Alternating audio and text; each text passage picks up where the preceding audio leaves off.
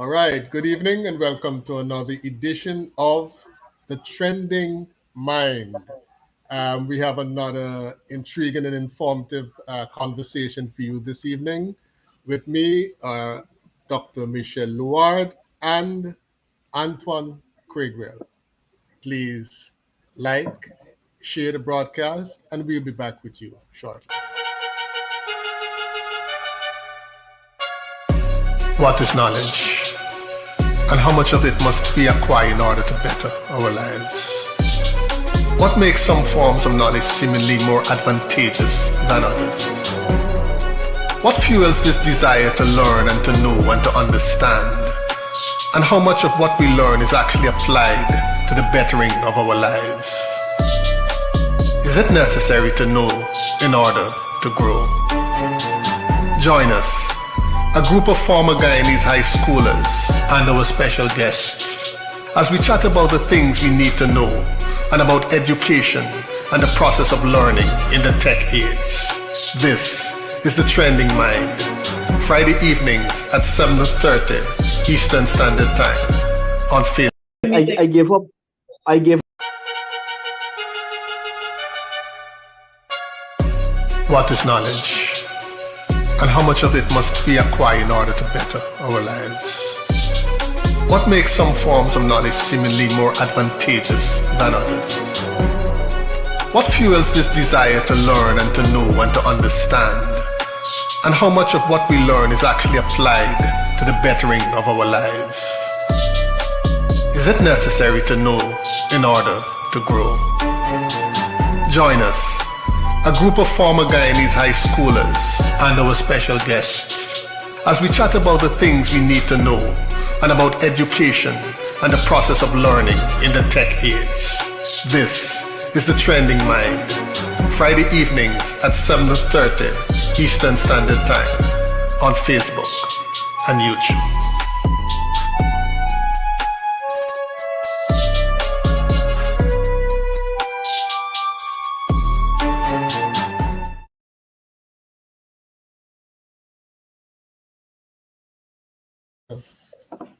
All right.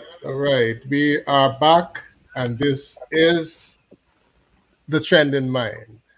Welcome aboard, Antoine. Welcome aboard, Michelle.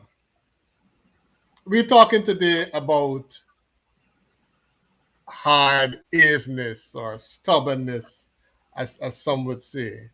Hard is, of course, is a Guyanese colloquial expression.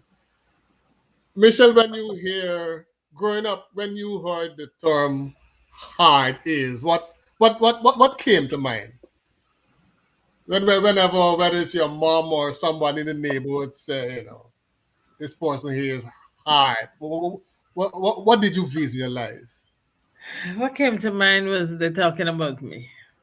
Because I was the typical hardest person, right? Still have my own. So for me, it meant someone who would not, because I'm thinking about me, would not just go with the flow or go along with the norms. So Right. they had all these things that they tell you need to be done and should be done, and you find another way around it. Your hard ears, you don't hear, like, and who don't hear is feel, all these type of things. Um, it was their way of doing what they think was right with us. Hmm. But I'm happy that I was a little hard ears. You're happy. Okay, we're going to come back to that. Antoine, when you heard the term hard is, what did you visualize back home? What came to mind for me when I heard hard is was stubbornness, was being stubborn, was being adamant, was being intractable, was being obstinate. But what also tangentially to being hard is, or goes with hard is, not tangential, but adjacent to, is like stick broke your ears. Mm-hmm. Thing goes straight through from one ears to the next. Right. Or ring in your ears, because your ears hard, because you don't hear. So I think there are two types of meanings for hard is. One is stubbornness, but the other one is that you could be seen as inattentive, not focused, but also you don't listen very well. Mm-hmm. So like your mother would have said to you, she gave you a list of instructions and things to do, Right. but you only remember, all you concerned about is going outside and play. So you only remember one thing, but they got three more things. So when she come home now and she ask you, well, where is so boy, like your ears hard? Right. You understand? So which Mm-hmm. means you don't hear. So she ring your ears that you didn't listen and commit to memory the four instructions that she gave you. Right. Right. Because you only focus on one and you swear to God is only one because you know that is one, and when they're done, I gone outside and play. And I play till street light come home. You Right. know, Right. till the street light come on. No, Antoine, I'm staying with you here. Michelle admits that she was a hard-nosed child. Um, as you, from the little that you've seen of the adult Michelle, you know, from being on the program, having discussions. Um, how do you think that materialized or evolved as she became an adult? That stubbornness. Well, here now, let us have a saying where beef na got bone, dog na got business. I meet Michelle on this online thing. Me and no Michelle in all them intervening years between when she claimed she is the heart to how she is now. So I do not know what took place in between that caused her to either remain how it is or to be transformed. But I will venture to suggest that my experience of Michelle so far is not any person who demonstrates obstinacy around an idea or a concept, Mm-hmm. that she may have um, ideas or concepts that are rooted in history, rooted in her training, rooted in her knowledge, and she's somewhat open to exploring differences. She's not stuck to it. Mm-hmm. So there isn't, as I've experienced, an intractability Okay. to her perspective, to her outlook, to our ideas or thoughts. And that may have resulted in experiences over the years, as well as a combination with her training. So that pull all of that together, she's able now to step back and say, maybe I can consider that. Or while I may not agree with that, but that's another perspective that I may not share. So you understand what I'm saying? Right. Right. Right. Right. Okay. I Culturally, was I was trying to be diplomatic, Michelle, because I ain't looking to get in trouble with nobody. Just said just good night. it's good no Thank you.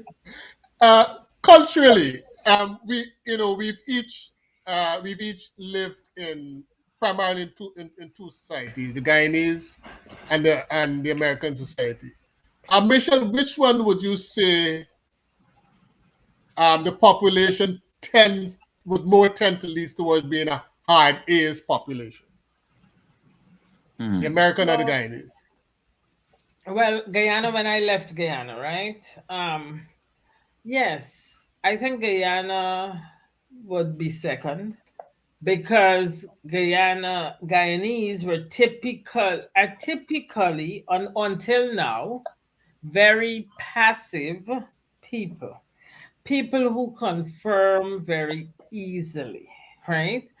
So if you look at the people who are revolutionary and the people who come up with ideas and want to be creative and move aside from the norm, they're the hardest people. They're the people who thought about, you tell me to do X, Y, and Z, but I feel like, it would be better done this way, or it would better go that way, or, so I did it that way. The American society offers more opportunities for that type of thinking. And back then, because I'm sure things changed in Guyana, that was not what was happening in Guyana. So what happened in Guyana was you go to school, you come home, you wash out your stuff, you have a snack, you play a little bit, you clean up, you do whatever work. Like you follow a pattern, a trend, you know. This is Mhm. how you're supposed to go. You go to church Saturday or you go to church Sunday, you know. You do housework, you hang out your clothes. It's like a confirmation, a pattern of behavior. And anybody who sought to deviate from that pattern was considered hard ears because this is what I'm telling you to do. Mhm. So if they felt that a group of your friends who you may feel, you know, like we were having excellent conversations, I'm learning things from them that I can't learn at home. If they felt those friends were bad and you decided to be with those friends still, you had theirs. Or if they felt you should catch a bus and get home by this time, but you felt that was your form of exercise, so you're gonna walk home and spend the money, that was hard theirs, right? It didn't offer any other way or any other means of thinking. And till this day, the old Caribbean people or the old Guyanese people still feel that way. Mhm. Still feel that way. Quick case in point. I was being told a story by a friend whose daughter is less than 5, will be 5 next week. And the child came home and the grandma says, how are you? How was your day? And the child said, I have a good day. The grandmother got offended because that's not how you're supposed to speak. Mhm. So now she was told to apologize. And she said, I'm going to take the consequences because I'm not apologizing because I did nothing wrong. Well, So now they would say she's stubborn, right? But if the child didn't have a good day, she didn't have a good day. What's the problem? What's the problem? Why do I have to say I had a good day when I did not?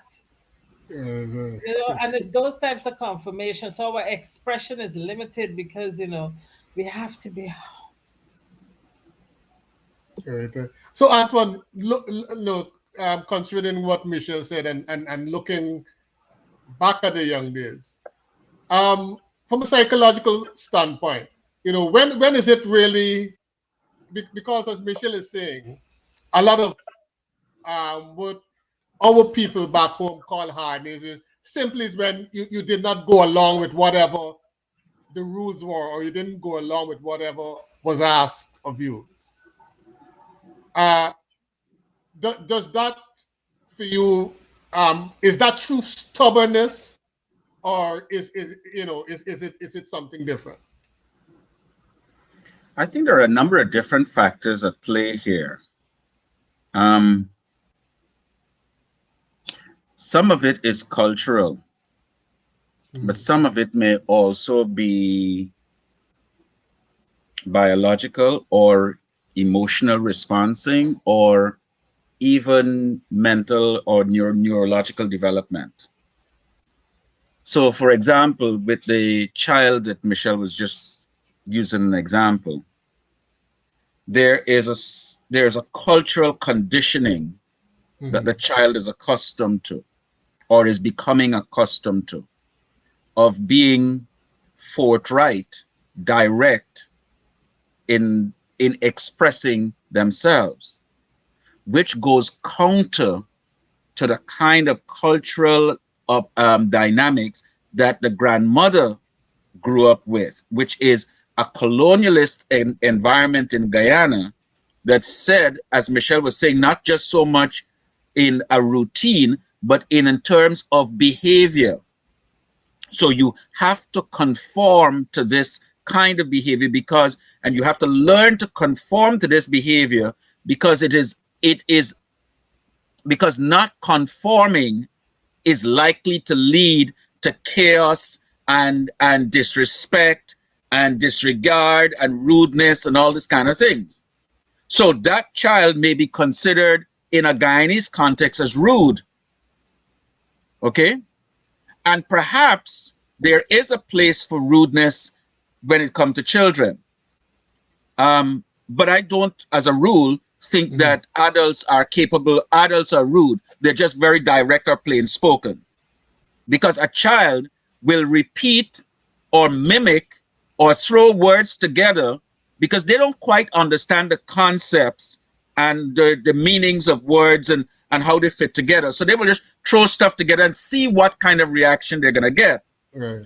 But a child expressing her feeling in an American context suggests that this child is becoming a lot more aware much more quickly than the parents or the grandparents may have expected. And so that kind of response from the grandparent is like, oh, she's a big woman now at less than 5, because that's the kind of cultural development that's taking place in the society that fosters that for that child. And you may find a less than 5-year-old child in Ghana doing the same thing today. But 30, 40 years ago, that was unheard of. You understand?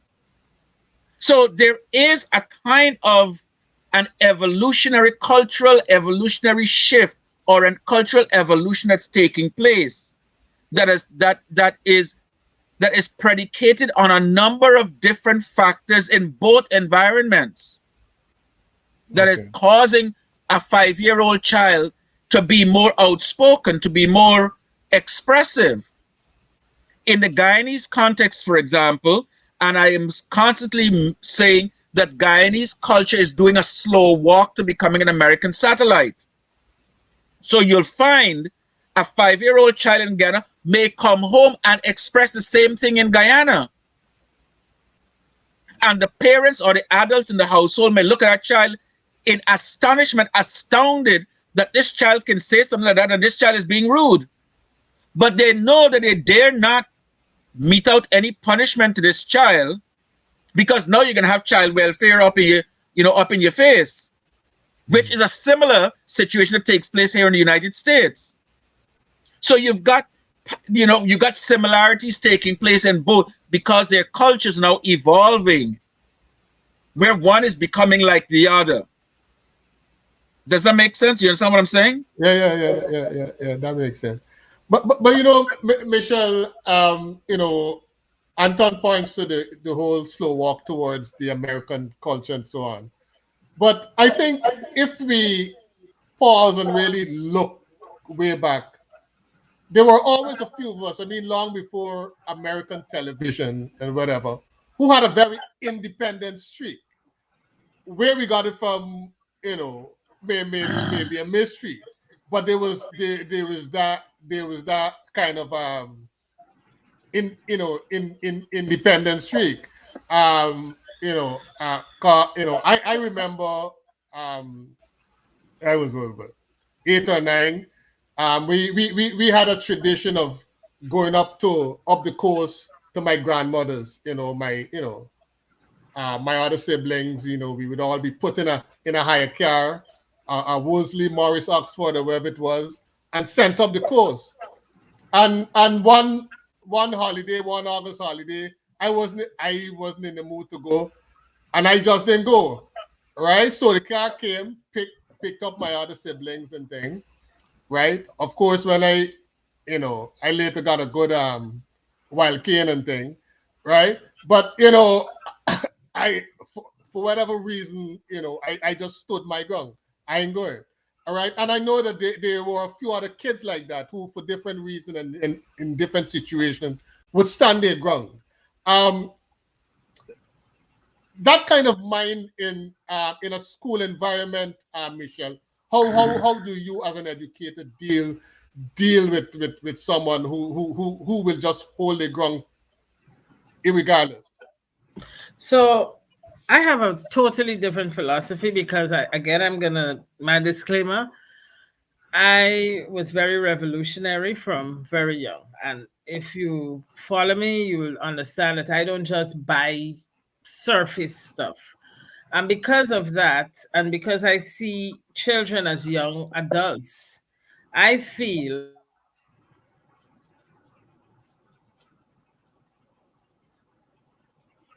She froze. Oh, I think Michelle froze. Yeah. Okay. So let me All right, jump in on you that. want to jump in Yeah, on let me point? just Okay. jump in on that, because one of the things that I think we're missing here is the role of, or the emergence of, independence or self-determination. And so from a very young age, we begin to test out our sense of independence, our sense of self-determination, Mm-hmm. our sense of, can I make a statement or take an action and hold my ground? Because that then that is actually training for later in life, because it is a form of training that I learned from my parents, but I also learned from those around me, so that I am not taken advantage of as I get older. So I stand my ground. I argue to the very end.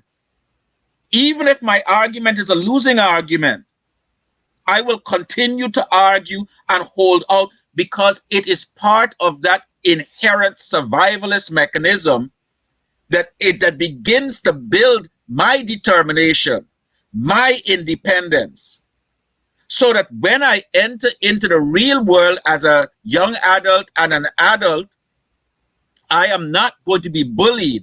I am not going to be taken advantage of. I will be able to know that I am going to make a statement or perform a certain action, and I will stand by it, regardless of what anybody else thinks. Now, there's a point at which that becomes foolish. It's what we would call the law of diminishing returns. Okay? I would have been strong in my position when I first set it out.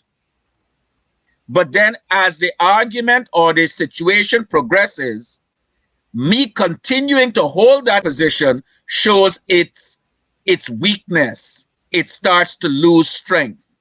And I start to lose whatever credibility I could have.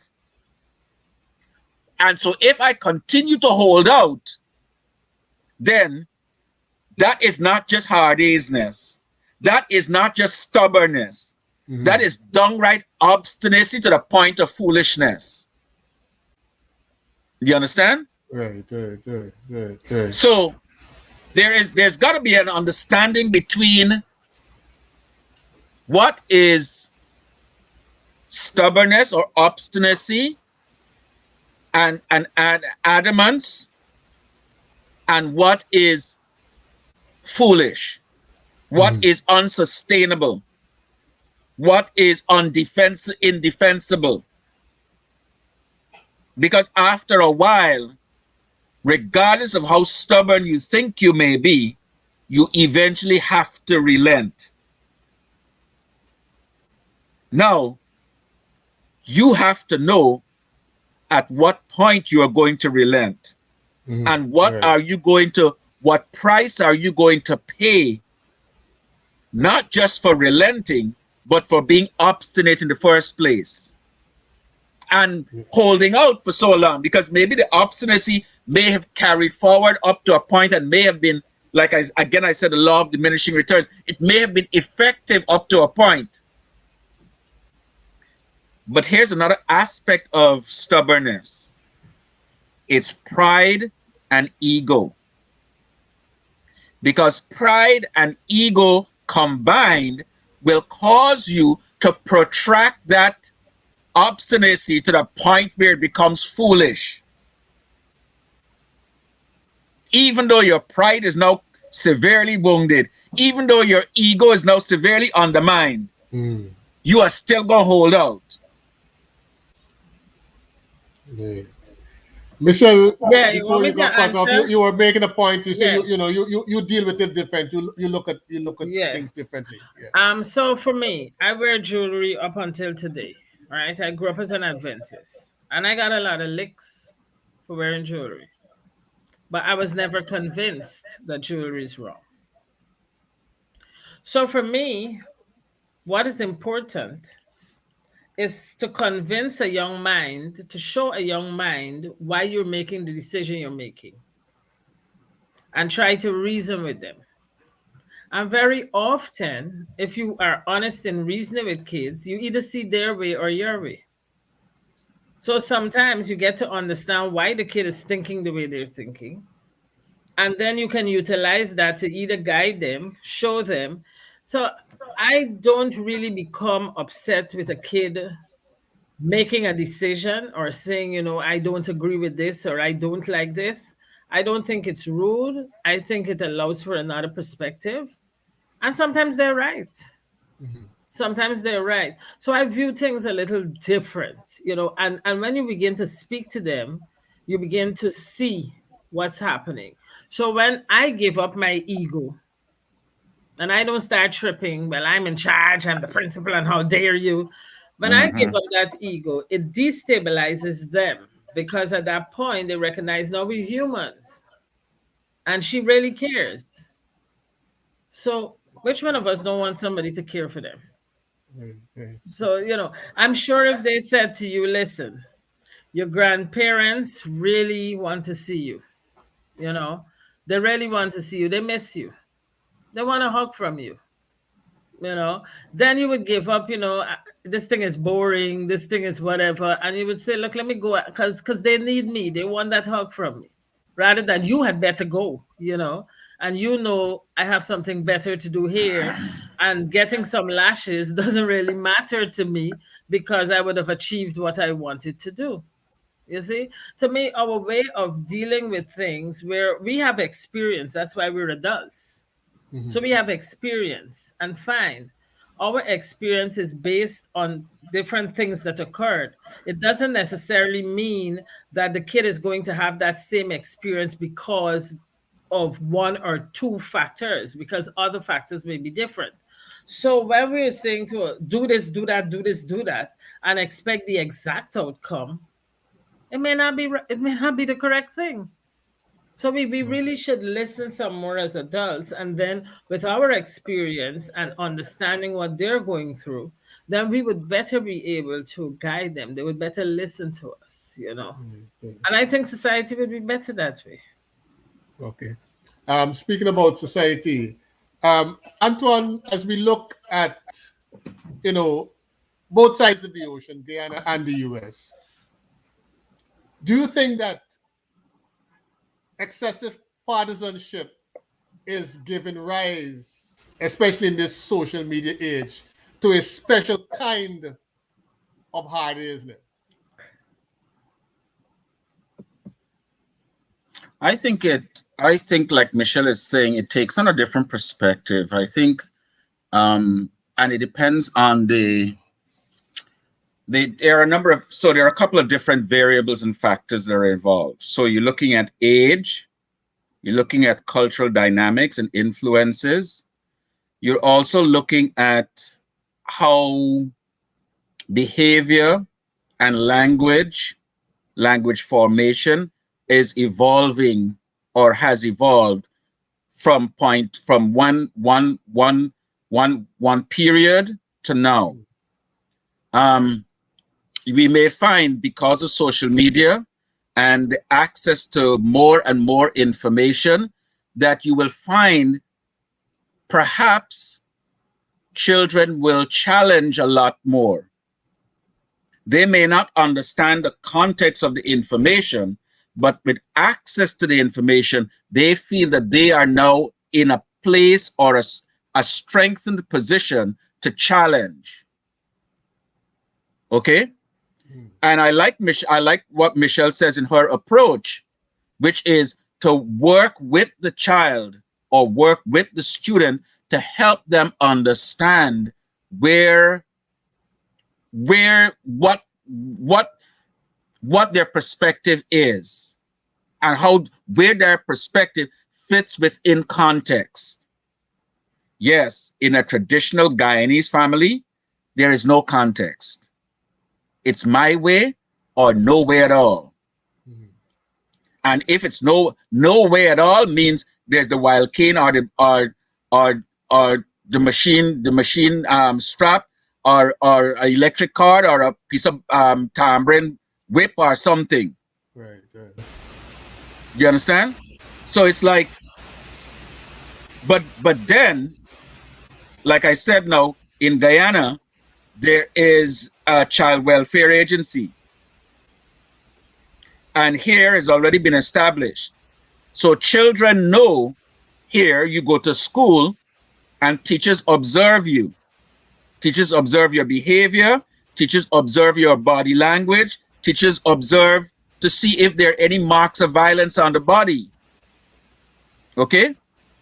The same thing may be happening in Guyana, where the teachers now also have a reporting duty to report that this child is being physically abused. Okay? And we know that sometimes concomitant with physical abuse is sexual abuse. But we also know that concomitant with physical abuse is psychological or emotional abuse. So if a teacher is observing this kind of behavior in the classroom of a child, then that may also help to explain the child's behavior in the class. Because if the child is being oppressed and stifled at home and constantly whipped or mentally or psychologically abused at home, then the child comes to school and acts out because that's their escape. That's their escape valve. Okay? So the child is going to be disruptive in the class. And when challenged, the child is going to make some rather startling or even, incredible comments or statements. Right. That will then place any adult in a position of like, well, how do I deal with this now? Mm-hmm. And the kids will always win. Well, because you also have the law on their side. And the child knows that. So, yeah, go on. All right. Yeah, we're looking at the phenomenon of hard aisness or stubbornness. Now, let's look extensively at a situation we all now are part of, and let's try to measure it. Of course, we're talking about the COVID situation. Michelle, in your view, the people who refuse to wear a mask, would you say, as you look at it, based on the responses and based on what you hear them say, are they being hard? No. The long and short of it is no. Mm-hmm. So, in terms of wearing a mask, right, we've gotten so many versions of what is correct and what is not correct. I wear a mask when I choose to, but the times I don't, right? Um, if you're following the information that came out from the CDC, there's a lot of conflicting information. Mm-hmm. Then we have the internet and all the scientists that have never passed the biology class, don't understand anything about the body, but are very confident in what they're saying because they know all the theories. So, to a mind who does not fully developed or fully understanding or can't reason things out, that person may say, you know what, this is all confusing and I'm just going to do what I want to do for me, right? The thing about the mask is if you are within the space of droplets escaping where it can reach the other person, there's a probability that you can pick up this virus because the droplets can come on you, Mm-hmm. which we knew all the time. We say spit come out your mouth when we see it. But in actuality, in order for the sound to occur, there are, aerosols that are coming out of your mouth. So that being said, and if you inhale it when somebody else is talking or whatever, it gets in your nose, you get it. But if I'm 10, 20 feet away from you, I don't need to have on a mask, right? So people may say, okay, I'm not talking or I'm not doing anything like you and talking to me. I can breathe some fresh air.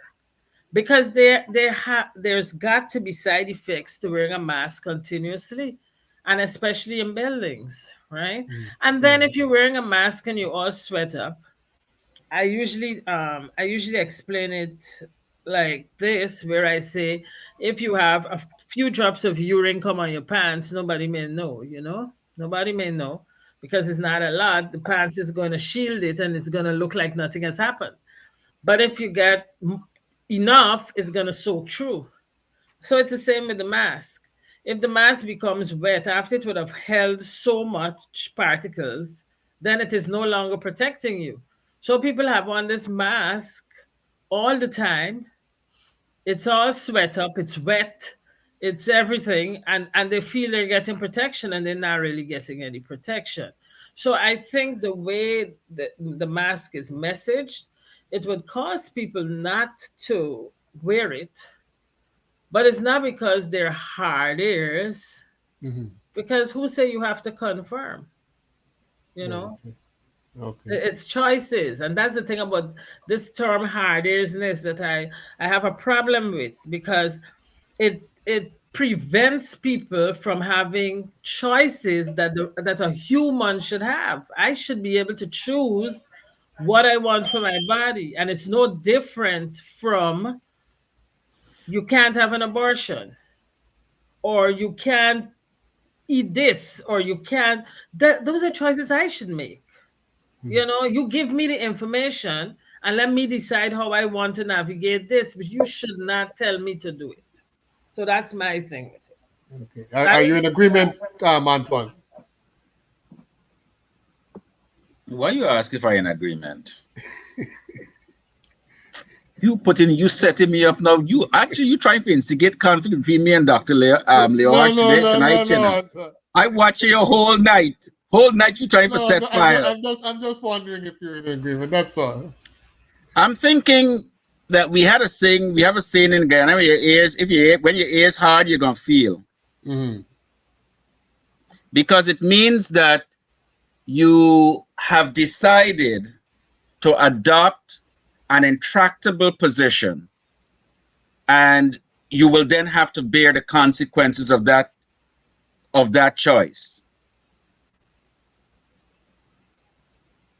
I think that people who choose not to wear masks while we are still in a pandemic are being irresponsible.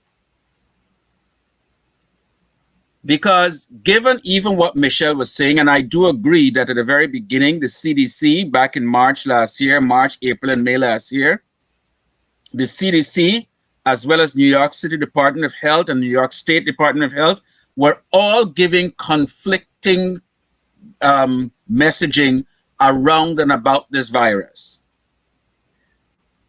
The New York City, for example, hastily constituted a community advisory board to advise the city on how to respond and what to do with respect to this pandemic.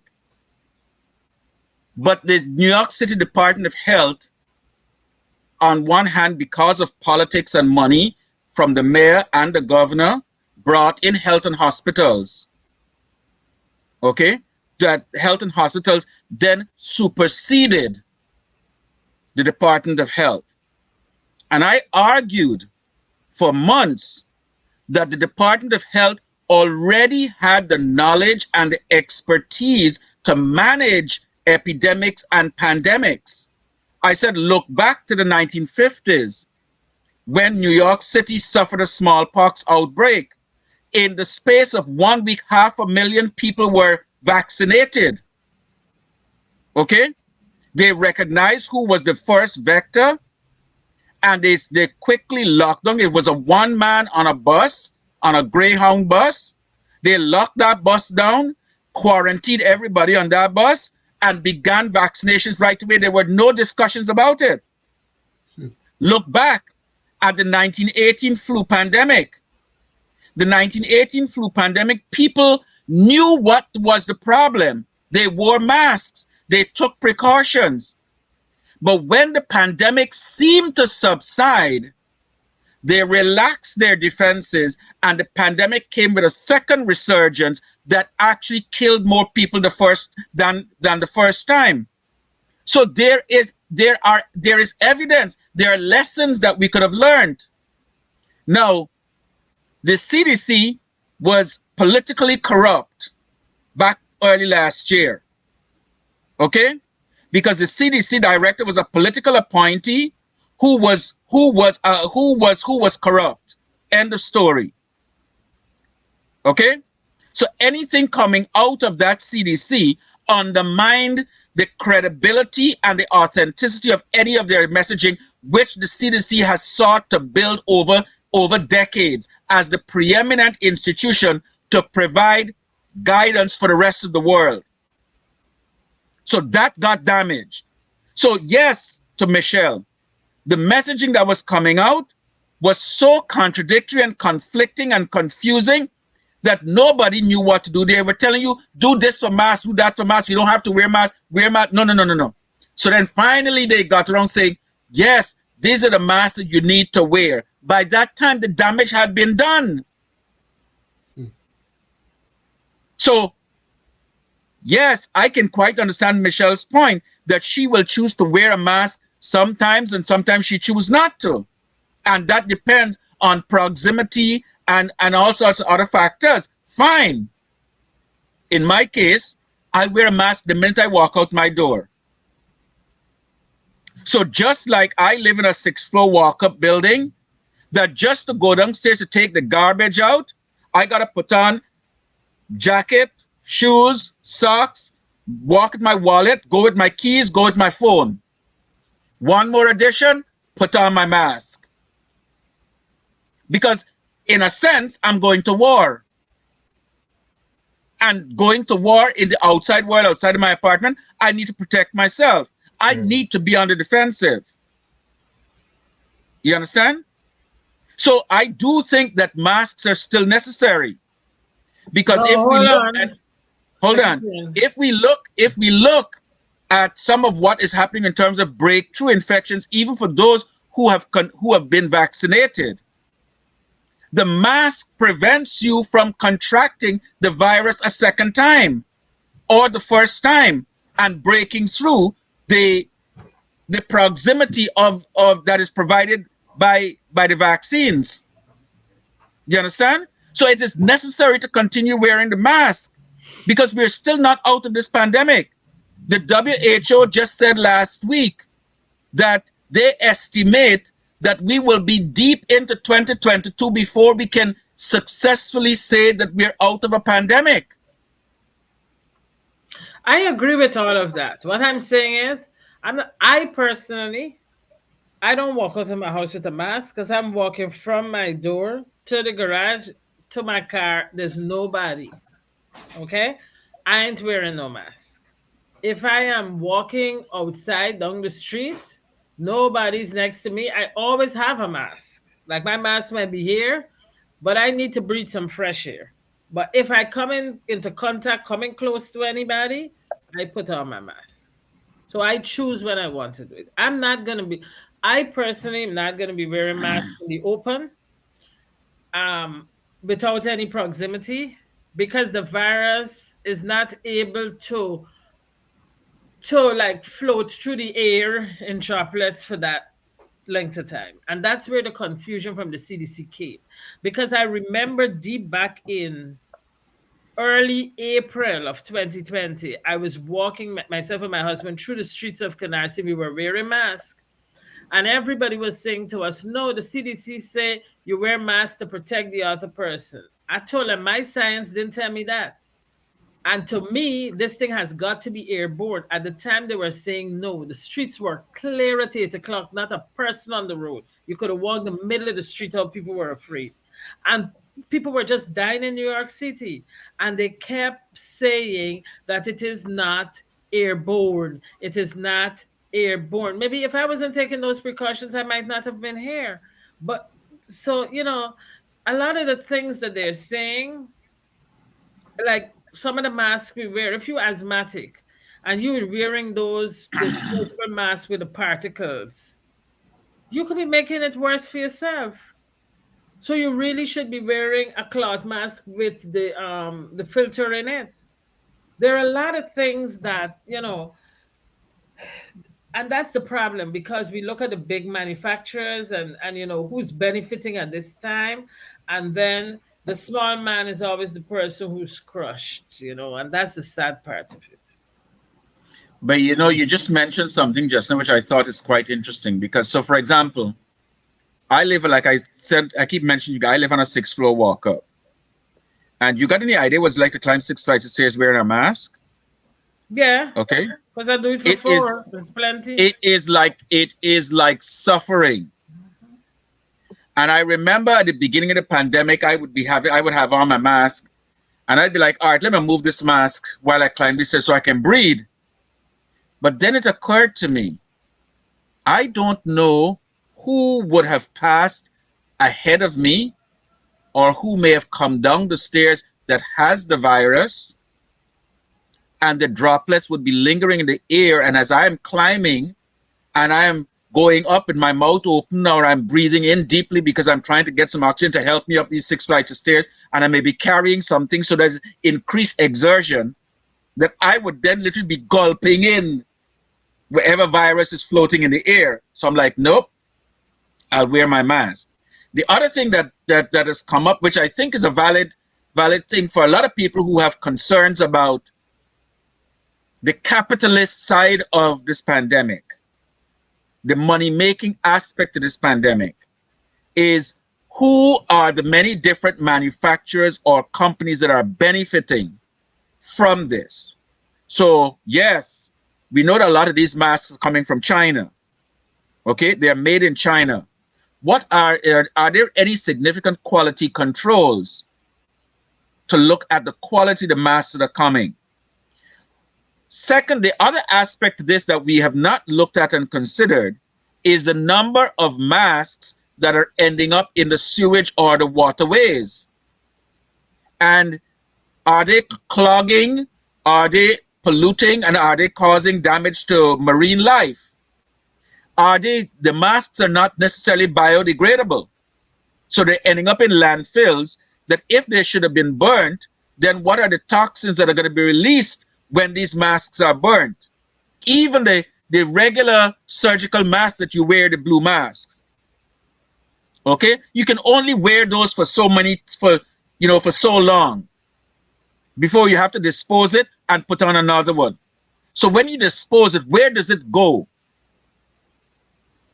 You understand? So there is, coming back to this whole thing about aisness and stubbornness and obstinacy, there is something to be said for that, but there's also some argument can be made that because the messaging about the virus and about ways to protect oneself were so confusing, that it then fueled and encouraged this kind of obstinacy that each of us has to resist authority, to resist anything that is trying to tell us what we should do. Now, this is where I will disagree with Michelle, because wearing a mask, protecting oneself and protecting others in a pandemic is a global thing. It's a global concern. I will not equate that with a woman having an abortion. I will not make that an equitable argument, because a woman having an abortion, it is her choice.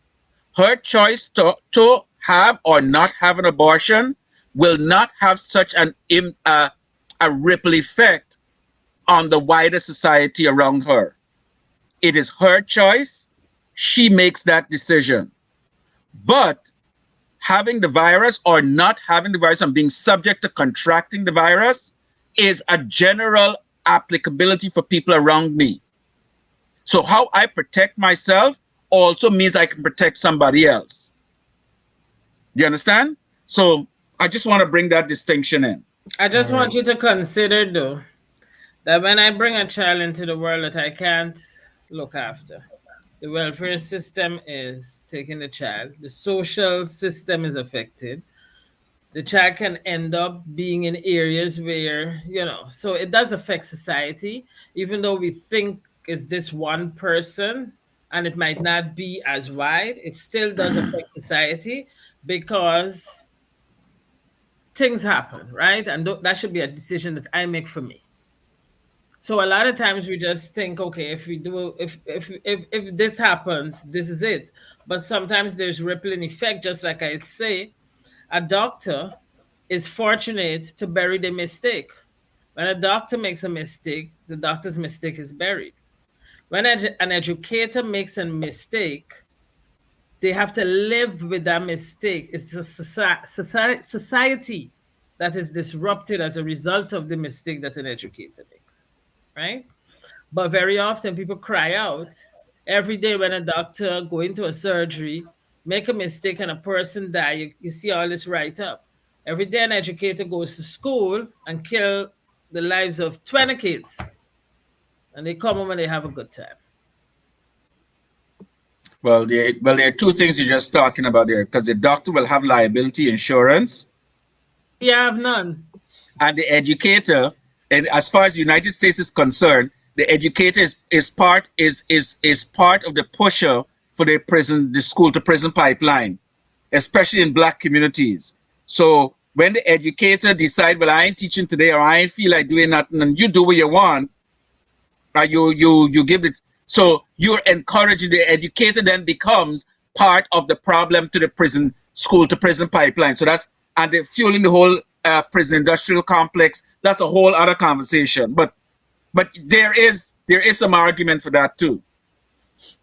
All right.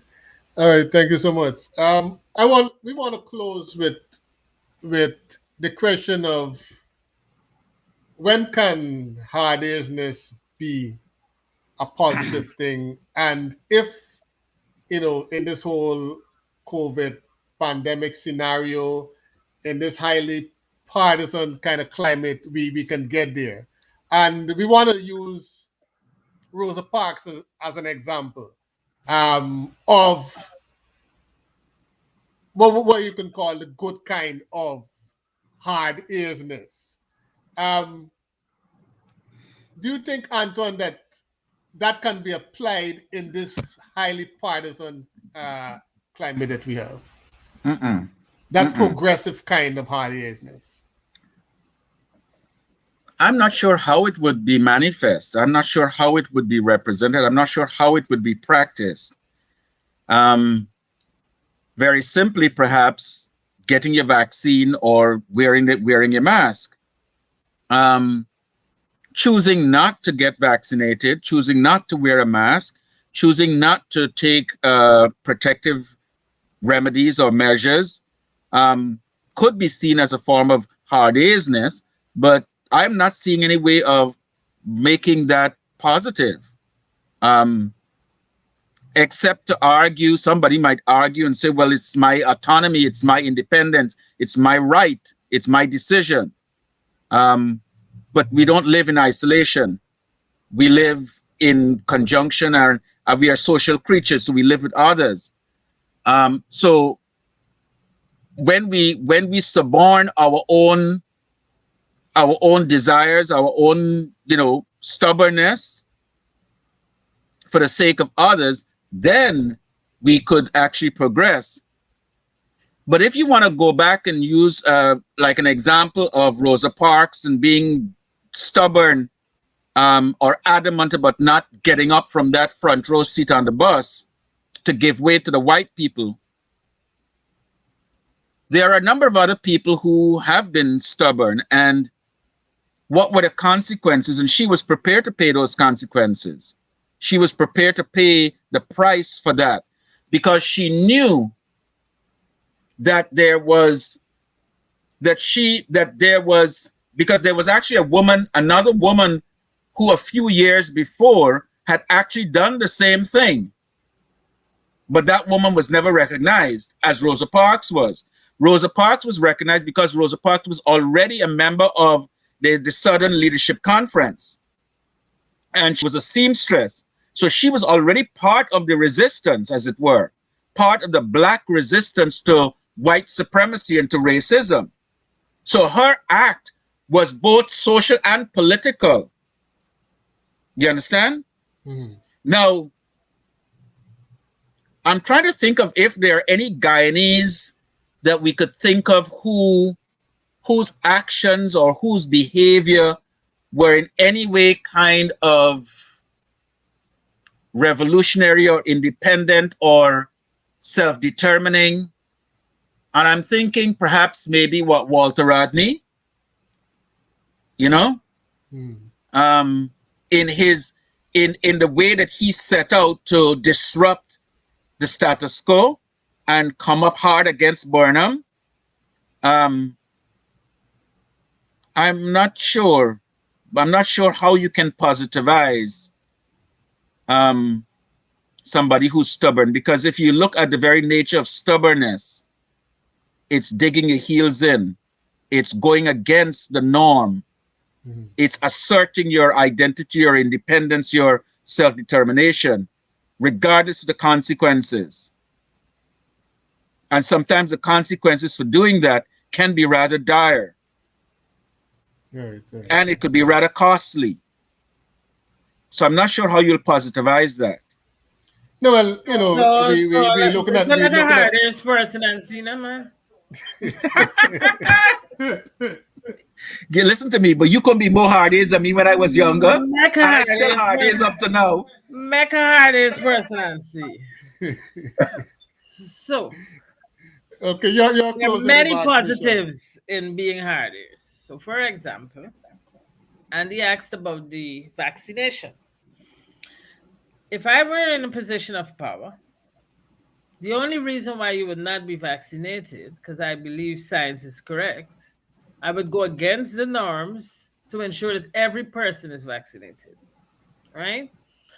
Unless for medical reasons you cannot be vaccinated. That's the only excuse, okay? Because we're coming out of a pandemic.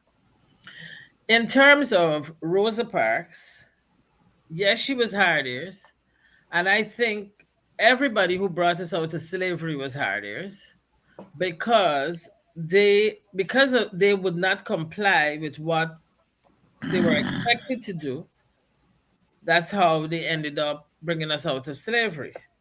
LFS Burnham was hard ears because he wouldn't listen to what the people were telling him. And that's how we had all these bans. And yes, you're right. Walter Rodney was hard ears because when LFS got too radical, he would not confirm. And there were many other people who were not confirming, such as his campaign, such as, quite a number of persons. So there are times when people who don't confirm have opened up society and has developed society in a manner that we live and enjoy. And then people come and tell you confirm to that. Meanwhile, the hardest person has already stopped confirming to the one that they brought you from and looking for another something to go become rebellious against and come out, and then somebody else follows them.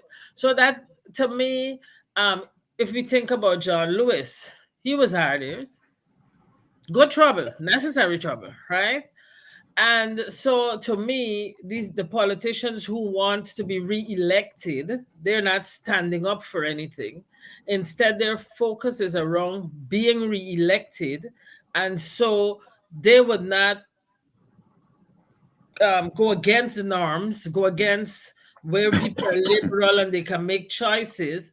But in countries where they don't have all this liberation, they're working, they're coping with the COVID. The COVID is coming down, and we have everything, but it's taking longer because we have all these choices. So people will listen to the CDC, they're gonna listen to this, they want to get vaccinated, they want to wear a mask. How the southern states ain't got as much as the urban states, but they're not taking into consideration people in the south live miles away from each other.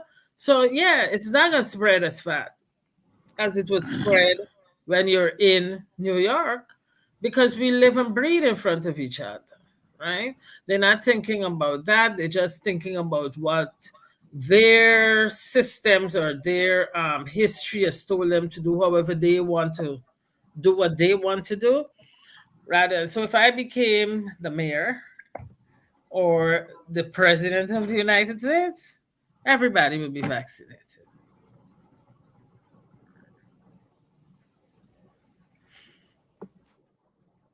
You're on mute, Andy.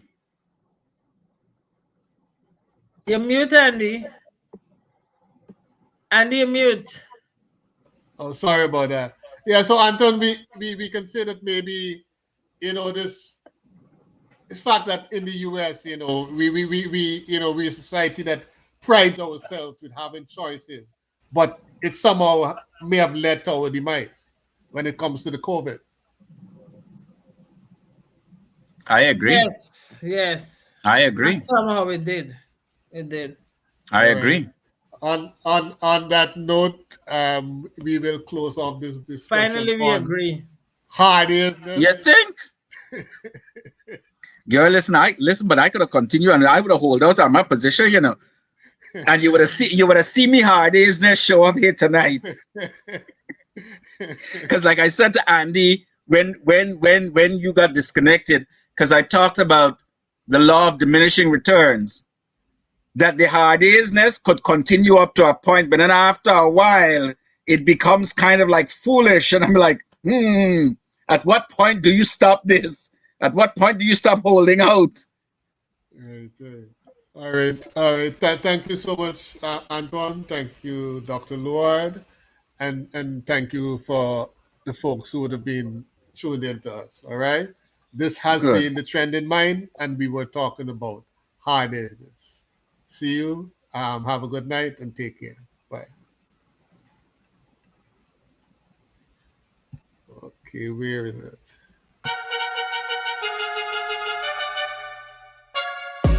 What is knowledge?